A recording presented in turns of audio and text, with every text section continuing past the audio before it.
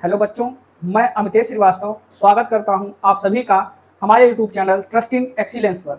10वीं गणित का दूसरा प्रश्न है प्रश्नावली 3.1 का अनुपात a1/a2 b1/b2 c1/c2 की तुलना कर ज्ञात कीजिए कि निम्न रैखिक समीकरण युग्म द्वारा निरूपित एक रेखाएं एक बिंदु पर प्रतिच्छेद करती हैं, समांतर हैं अथवा समपाती है। इसको हम एकदम आसान सी भाषा में समझेंगे। इसका जो पहला प्रश्न है, डायरेक्ट मैं कॉन्सेप्ट प्लस सोल्यूशन साथ में लेके चलता हूँ। 5x minus 4y plus 8 is equal to 0, 7x plus 6y minus 9 is equal to 0। पहले को एक समीकरण, दूसरे को दूसरा समीकरण नाम देंगे। इसकी तुलना, इसका जो मूल रूप होता है a1x plus b1y plus c1 बराबर 0, a2x plus b2y plus c2 बराबर 0, ये दो चर वाले रैखिक समीकरण युग्म का मूल रूप होता है। इसी से इसकी तुलना करवाएंगे। तो लिखेंगे समीकरण 1 व समीकरण 2 की तुलना a1x plus b1y plus c1 बराबर 0 तथा a2x plus b2y plus c2 बराबर 0 से करने पर, c2 से करने पर तो a1 की वैल्यू आएगी 5, b1 हो जाएगा -4 और c1 होगा 8। इसी प्रकार से a2 होगा 7, b2 होगा 6 और c2 हो जाएगा -9। आपको जो कह रहा है वो निकालिए। a1/a2, a1/a2 आएगा 5/7, b1/b2 आएगा -4/6 और c1/c2 आएगा 8/9। थोड़ा सा सिंप्लीफाई ये हो सकता है, -4/6 को बराबर करके लिख सकते हैं, 2 2 जा 4, 2 3 जा 6, -2/3। ये तीनों के मान आ गए।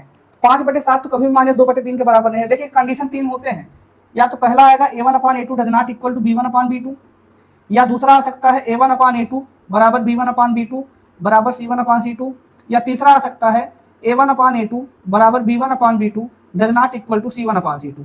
तीन ही स्थितियां आपको लेनी है। ये वाली स्थिति है तो प्रतिच्छेदी है, ये वाली स्थिति है तो संपाती है, और तीसरी वाली स्थिति आई मतलब दो बराबर हो तीसरा बराबर ना हो, इसको कहते हैं समांतर। प्रतिच्छेदी का एक हल होता है, संपाती का अनंत हल होता है और समांतर का कोई हल नहीं होता। तो यहाँ पर देखिए a1/a2 does not equal to b1/b2, अर्थात मैं कहूँ 5/7 -2/3 के बराबर नहीं है, इसीलिए मैंने ये लिखा है कि a1/a2 does not equal to b1/b2। अतः कैसा प्राप्त हुआ, रेखाएं कैसी हैं, प्रतिच्छेद करती हैं एक बिंदु पर। अतः समीकरण युग्म द्वारा निरूपित रेखाएं क्या होती हैं, एक बिंदु पर प्रतिच्छेद करती हैं, एक बिंदु पर प्रतिच्छेद करती हैं। ये इसका पहले का पहला हल हुआ। दूसरा लिखा है, क्या लिखा है, इतने के बाद हम काम चलाएंगे। लिखा है 9x plus 3y plus 12 is equal to 0, 18x plus 6y plus 24 is equal to 0। तुलना उसी से करना है। तुलना करने के बाद a1 बराबर आएगा 9, b1 बराबर आएगा 3 और c1 बराबर आएगा 12, a2 बराबर आएगा 18, b2 बराबर आएगा 6 और c2 बराबर आएगा 24। ठीक, अब a1/a2 कितना आएगा, 9/18 अर्थात 1/2। इसी प्रकार से b1/b2 कितना आएगा, b1/b2 आएगा, यहाँ सीधा लिखें b1/b2 इसका मान आ जाएगा 3/6 अर्थात 1/2 एंड c1/c2 12/24 जो कि बराबर होगा 1/2 के। तीनों का मान 1/2 लिखेंगे चूंकि a1/a2 बराबर b1/b2 बराबर c1/c2। दूसरी स्थिति आई अर्थात ये संपाती की स्थिति है। तो अतः समीकरण युग्म द्वारा निरूपित रेखाएं क्या लिखेंगे, जहां पर एक बिंदु पर प्रतिच्छेद करती हैं वहां लिखेंगे समीकरण युग्म से द्वारा निरूपित रेखाएं संपाती हैं। ये इसके दूसरे प्रश्न का उत्तर रहा है। ठीक, अब मैं अगर इसका तीसरा प्रश्न हल करूं, इसी से तीसरा हल करता हूं, बस समीकरण इसको मिटाऊंगा, a1 b1 c1 अलग आएगा सब। अब देखिए यहाँ पर क्या निरूपित करेंगे, बात की बात है। तो 6x तीसरा है -3y plus 10 is equal to 0, 2x minus y plus 9 is equal to 0। तुलना उसी से करेंगे। a1 का मान कितना आएगा 6, b1 कितना आएगा -3, c1 आएगा 10, a2 आया 2, b2 आएगा -y है तो -1, इसी प्रकार से c2 आएगा 9।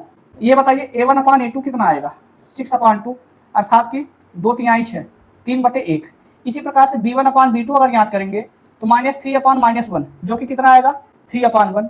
C1/C2 ये आएगा 10/9। पहला दूसरा बराबर है, तीसरा बराबर है, ये वाली स्थिति आई, अर्थात इसी स्थिति को कहते हैं समांतर।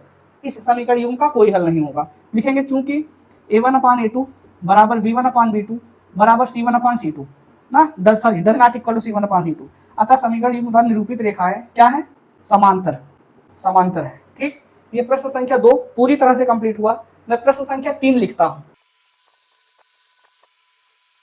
तो प्रश्न संख्या 3 का प्रश्न है अनुपात A1/A2 B1/B2 C1/C2 की तुलना कर ज्ञात कीजिए कि निम्न समीकरण युग्म संगत है या असंगत है। इसका पहला प्रश्न है 3x धन 2y बराबर 5, 2x माइनस 3y बराबर 7। संगत का अर्थ होता है इसका हल है या नहीं, असंगत का अर्थ होता है कि इसका कोई हल नहीं है। तो दो स्थितियां संगत की हैं, A1/A2 does not equal to B1/B2 और A1/A2 बराबर B1/B2 बराबर C1/C2। ये दो स्थितियां हैं संगत की, और एक स्थिति बच जाती है A1/A2 बराबर B1/B2 does not equal to C1/C2। ये स्थिति है समांतर अर्थात की असंगत की।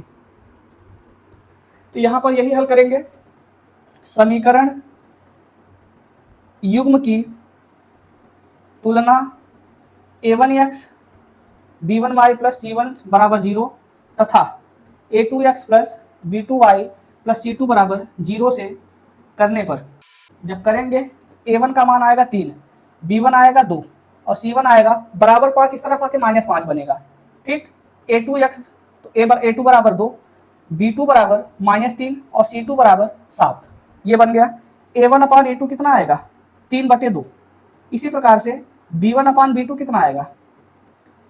2/-3 और C1/C2 कितना आया? -5/-7। ये 3 प्रकार के उत्तर आए, इसको मैं 5/7 कह सकता हूँ। पहला दूसरा बराबर है क्या? 3/2, ये -2/3 बराबर ही नहीं है, क्योंकि A1/A2 does not equal to B1/B2। अतः समीकरण युग्म क्या है? संगत है। अतः समीकरण युग्म संगत है। ठीक है, दूसरा इसका है, लिखते हैं। इसका दूसरा प्रश्न है 2x माइनस 3y बराबर में 8, 4x माइनस 6y बराबर 9। सबको एक तरफ करेंगे, तुलना हो जाएगा। तो A1 का मान कितना आएगा? 2, B1 आएगा -3 और C1 आएगा -8, A2 आएगा 4, B2 आ गया -6, C2 आया 9। A1/A2 आएगा 2/4 अर्थात 1/2। इसी प्रकार से B1/B2 आएगा -3/6 अर्थात 1/2 और C1/C2 आएगा -8/9 जो कि वही रहेगा। तो बताइए, दोनों दो बराबर है, तीसरा बराबर, चूंकि A1/A2 बराबर B1/B2 does not equal to C1/C2। अतः समीकरण युग्म क्या है? असंगत है। अतः समीकरण युग्म असंगत है। ये इसका दूसरा प्रश्न कंप्लीट हुआ। इसी का मैं तीसरा हल करूं तो प्रोसेस नहीं बदलेगा, प्रोसेस आपका सेम रहेगा। तुलना करने की प्रक्रिया एकदम सेम टू सेम है। सभी में तुलना करेंगे, लास्ट में रिजल्ट प्राप्त होगा कि ये संगत आएगा या असंगत आएगा। तो क्या लिखा गया तीसरा?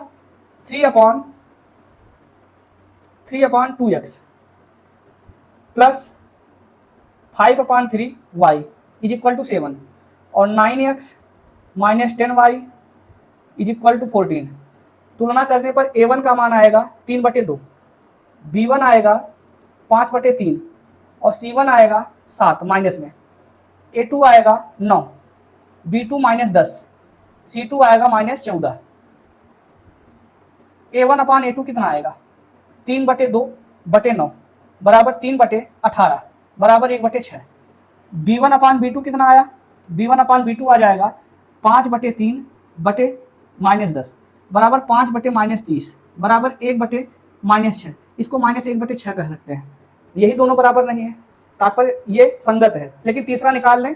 तीसरा है C1/C2 जो कि आएगा -7/-14 बराबर 1/2। लिखेंगे चूंकि A1/A2 does not equal to B1/B2। अतः समीकरण युग्म क्या है? संगत है।